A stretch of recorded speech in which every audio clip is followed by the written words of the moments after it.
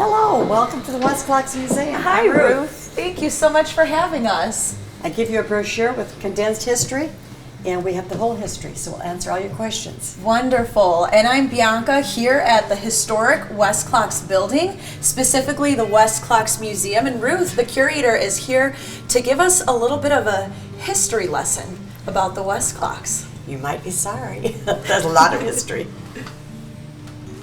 So Ruth, I know you had mentioned earlier that the Westclox building itself was established in 1887? 1885. 1885. Yes, I can show you the history. Here's a picture of the museum. Wow. Of the Westclox factory. 100 feet, 40 feet, 3 stories tall. And it stood about 1 block south of us right now. Because on this corner, this exact corner, was a general store, Brilski's General Store. And while the factory was being done, people worked in the back room of the general store putting clocks together until the factory opened. Let's show you something. You're going to be surprised. And all the clocks here are so unique and They're beautiful. all different. Yeah. Now, do you see this clock? Yes. Can you read the number on there? Looks like 200 millionth 200 millionth. clock. 200 millionth. When Oh my this clock goodness, I was cannot read made, today. it was in 1948. 200 millionth. Yeah. Oh my goodness. We might have done that sooner, but we were closed for making clocks during World War II. So that was... And then let's see what else we can show you. Let's see the people. Look at the picture behind here. This is about 1914. And all those ladies are working. There's the timing racks, and we took the time to keep them perfect. And all the ladies are working. You can see the clothing that they wore. 1914. Sure. They're all wearing. And look how this, like, clean it dresses. was. Yes, absolutely Spotless clean. pristine. And they're all working with their hands. They don't Yes, look they like are. they have any machinery at all. Well, other people would have machinery, but right Okay. there they didn't have. They were Okay. probably cleaning everything up and getting ready to be timed, and then they were packing them in a box. Of course, everything was done at the desk. And here's something. You see this fire truck? Yes. This is a little fire truck. But here's a picture of a fire truck. Wow. We made that truck here in 1929 because the company finally bought a Ford truck chassis, just the chassis. They brought it here, they took it to the maintenance department, and they started cutting it apart and putting it back together to turn it into a fire truck. And there it is. And it ran down every aisle of the factory, and if it had to go up, it would go in the freight elevator and go up and go into another floor. Wow. And it continued to run. When the factory closed in 1980, it still ran, and we'd use it. We don't know where it went because somebody sold it at an auction, we think in Rockford. We don't know where it went. But we now have 1 fireman left from that whole fire department. The fire department started in 1909. We have now 1 left. Wow. Now, there's a lot of clocks we made. We don't have one of everything. But if you turn to this back, you're going to see Big Ben. This is the Big Ben alarm clock. This came out in 1908, the first time it came out. Now, one of our volunteers has lined them up from there all the way, and now you're going to see how the Big Ben's How it differed, changed, how they yes. changed. They were good clock, but they changed the design and everything. And I'll have to tell you, we don't have one of everything in here. Okay. But you sure have a lot. And I We have don't. a lot. And you couldn't have one of everything No. because Well, you'd they probably made- fill up the entire Westclox. Oh building. yes, they made so many clocks. Yeah, we would have 3 times this. Do you size. do you have a ballpark number as to how many different clocks they made, different styles? I don't have that number in my Okay. head right now at all. But probably hundreds. Oh, absolutely. From yes. pocket watches to Big Bens to wrist Yeah, watches. first they did Big Bens. Well, I should say that pocket watches came out in the late 1800s. So we started some of those. You'll see them when we get down. We got all of our 100-year-old clocks in a case. Now here's something that everybody like your age loves this stuff. Oh yeah. This Very is fun something. and colorful. This is something we did in the early 1970s. It's called the lolly clocks. And lollyclocks because like this. It's on a stick like a lollipop. Gotcha. Oh, and you can wind it. Yeah. That is so cool. May I? Sure. But some of them had movements that could go on the wall. This one. I know that one is absolutely good because that was in my kitchen. So we made Very these groovy. in the early 1970s, and a lot of the sports teams, which you're going to find, are all different now. Very but they were neat. sold in the sports stores. So we kept them up for a while. And then we A lot of different. changed again. Yeah. So these would, I feel like, would be considered more of like novelty items then. Sort of, yeah. We had them right in the catalogs, and people knew what they wanted. So now, if you turn this way, you're going to see really strange stuff. You see, all these things are tools that most of the people have given to us. People have retired, and these are the tools that they used to make clocks. Wow. And it was wonderful. And they look a lot different from the tools that we know and use today. Yes. But they were wonderful. They look like they could just be taken out and still used. Yes, they could. And that's how they made things back then to last. They did. They did very well. Let's see what else we can show you. Oh, we have too many things. You're going to see something here. These are things were samples to show how the insides for this clock worked. And here's another one.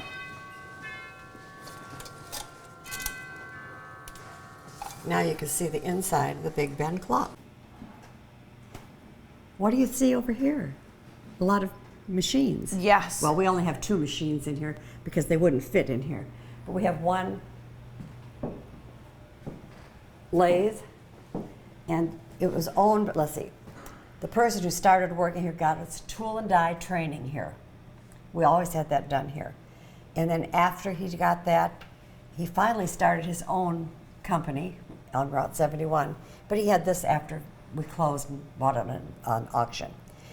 And then they brought it back to us after we opened the museum. We got another small lathe over here that was used by somebody and it brought back to us. And you have even an apprentice training pamphlet too? This is wonderful. This was brought in one day by a young man who said, I brought my great-grandfather's training class from here. And he was training up to be That's a beautiful. tool and die maker. Wow. Whoops.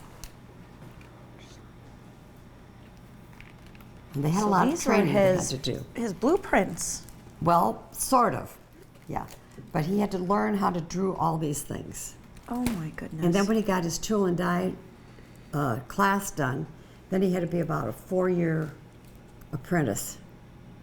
And then he got his tool and die certificate. Wow. And we had a lot of those. They were all trained right here. For instance, this toolbox came from a man that got out of high school and came here to work. And he worked here for 48 years as a tool and die maker. And that was his toolbox. That was his toolbox. Very neat. And over here we have a lot of tools that we've cleaned because they were in bad shape when we found them. These are all tools used by a Mr. Johnson, who was one of the model makers, an engineer. A model maker had to make a model of every clock that the company might want to sell. And he had to make from hand, by scratch. All tools, all the parts were made by hand. Wow. He put it together, took it to the board for them to check it, and if they said okay, then they started drawing up all the blueprints and sending them to the tool room, and then put them in the machines and start making them. So you even made your own tools specifically Absolutely. for your products, the clocks. Absolutely. Yes. Here's a lot of Very things. specific and Here's intricate. Here's a lead hammer that one of the tool makers made. Wow. And they would use it, you have to hit something, it's a softer hammer.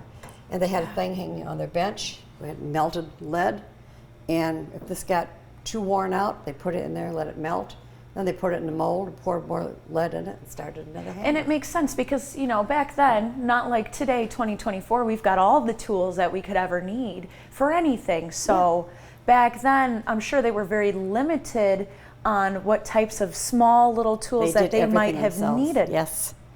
Yes, they did.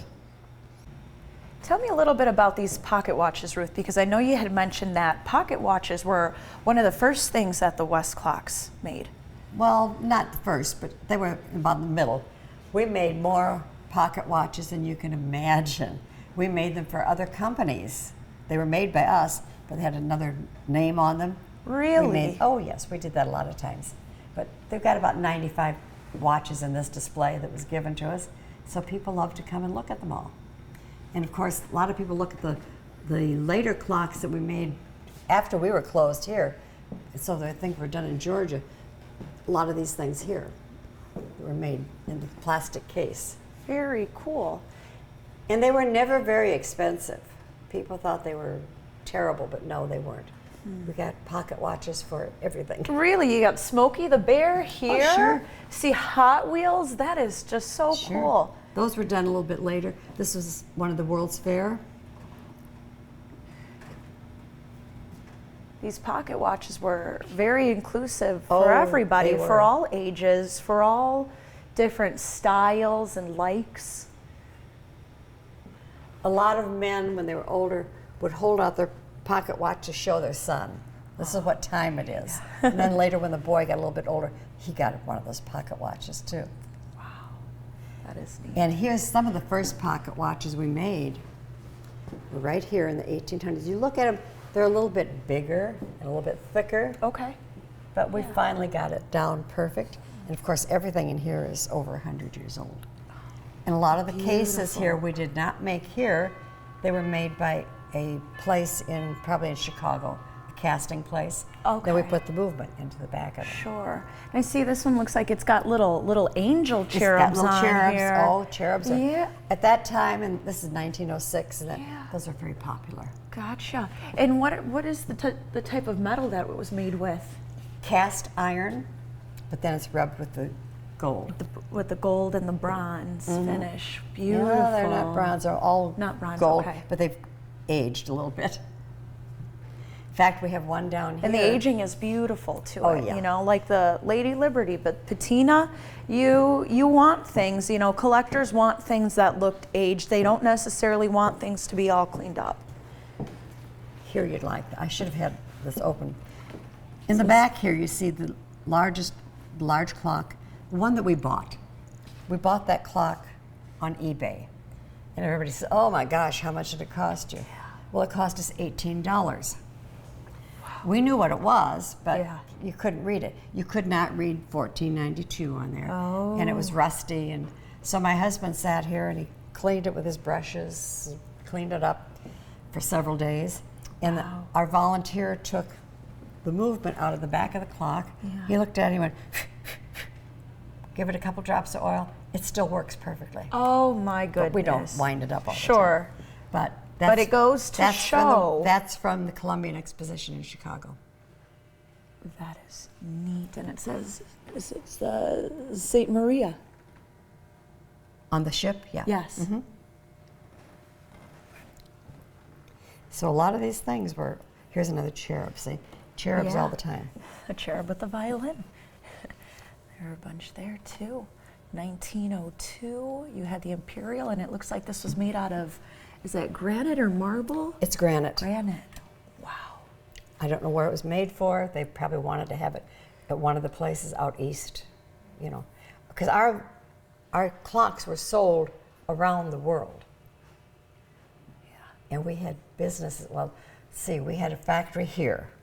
We started a factory in 1920 in Canada. And then we had factory in, let's see, Mexico, Brazil, the Virgin Islands. We worked some in Germany. We had one in Australia. We had one in Hong Kong, and we opened one in Scotland. And we had opened one in Georgia State in early 1950s. Wow, I had not known that. I thought that this was the building, this was the headquarters, and everything came out of here. Initially it did until you guys expanded. Yeah. We had a lot of factories. And then, of course, the bad thing for us, we were taken over in the stock market, a very hostile takeover in the stock market in 1967. You cannot get a hostile takeover in the stock market anymore, thank God. But the people that took us over were Tally Industries, and all they wanted was money. And they came here, they went over to LaSalle National Bank, where we kept our money, and they withdrew $25 million.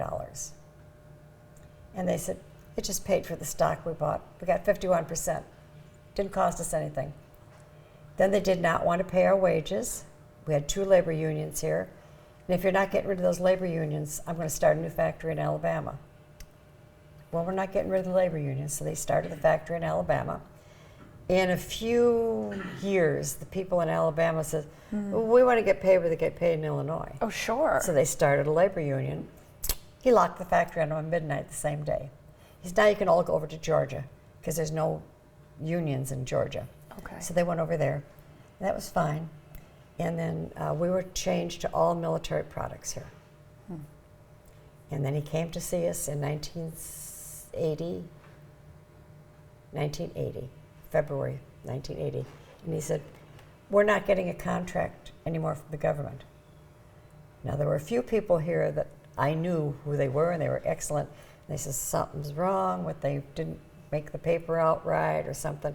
So they said, okay, what do we do next? Well, we're just closing the place. That's unfortunate. So we were closed in 1980. It all took a turn back in the late 60s. After we were closed, the first thing we were is inspected by the Atomic Energy Commission. Every square inch of this factory was inspected. We got a 100% clean slate. There's still a lot of people that think radium paint was used here, but it was never painted here. It was painted in Ottawa. In Ottawa, because I know there was clocks were done with radium, but we had the contract, sent the things to Ottawa, they painted them. When the paint was dry, it came back here, we put them together. Okay, so there was no form of radium exposure to anybody here in this building. That's right. We got clean slate. Very high safety standards And here. so in 1981, everything was sold by auction. Wow. And what you have here is what you have now. We're getting there. We're getting there. And you have a wonderful display here, and what a time to be alive here. It's very historic, and thank you so much for the history lesson. Maybe you'd like to come back again. I absolutely absolutely a lot more to show you. Yeah. All the TikTok magazines. And we were just scratching the surface. Well, Ruth, thank you so much for your time today. Absolutely. I will come back in. Thank you so much. Goodbye.